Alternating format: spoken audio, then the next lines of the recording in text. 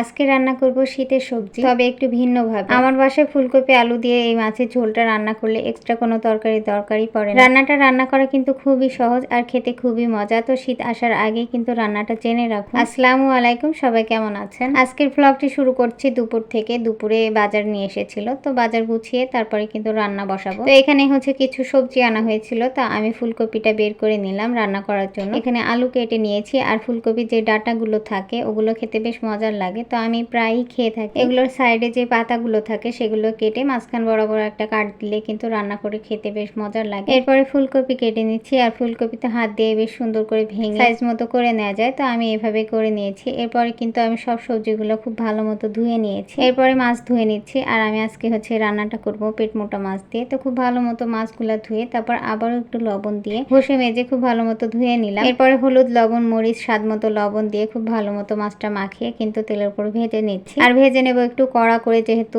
সবজির ভিতরে দিব, নয়তো ভেঙে যাবে। এরপর একটা মশলা তৈরি করে নিচ্ছি। এখানে আমি 7-8টা মতো হচ্ছে কাঁচামরিচ নিয়েছি, তার ভিতরে দিয়ে দিচ্ছি ধনিয়া পাতা, আর এটা ছিল ফ্রোজেন করা। তো যাই হোক, মাছটা ভাজতে ভাজতে কিন্তু আমার মশলাটা রেডি হয়ে গেছে। মূলত এই মশলা দিয়েই পুরো রান্নাটা হবে। এরপরে মাছগুলো ভাজি হয়ে যাওয়ার পরে কিন্তু উঠিয়ে নিচ্ছি। এই একই তেলের মধ্যে কিন্তু আমি কিছু কুমড়ো বড়া ভেজে নিয়েছি। তো এই একই তেলের মধ্যে কিন্তু আমি মশলাগুলো নিয়ে নিচ্ছি। 1 চামচ পেঁয়াজ বাটা, রসুন বাটা, জিরা বাটা, তারপরে হলুদ, ধনিয়া এগুলো দিয়েছি।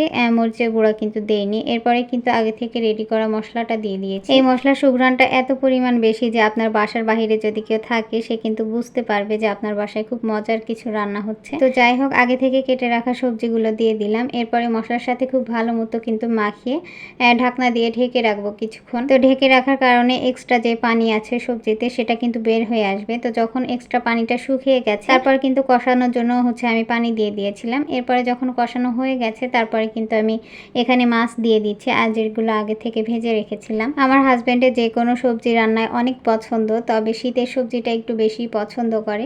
আমার বাসার সবাই শীতের সবজি অনেক পছন্দ করে, তো এভাবে রান্না করলে তারা চেটে পুটে খেয়ে ফেলে। তো আপনারাও কিন্তু রান্না করে দেখতে পারেন। সবাই ভালো থাকবেন, সুস্থ থাকবেন। আসসালামু আলাইকুম।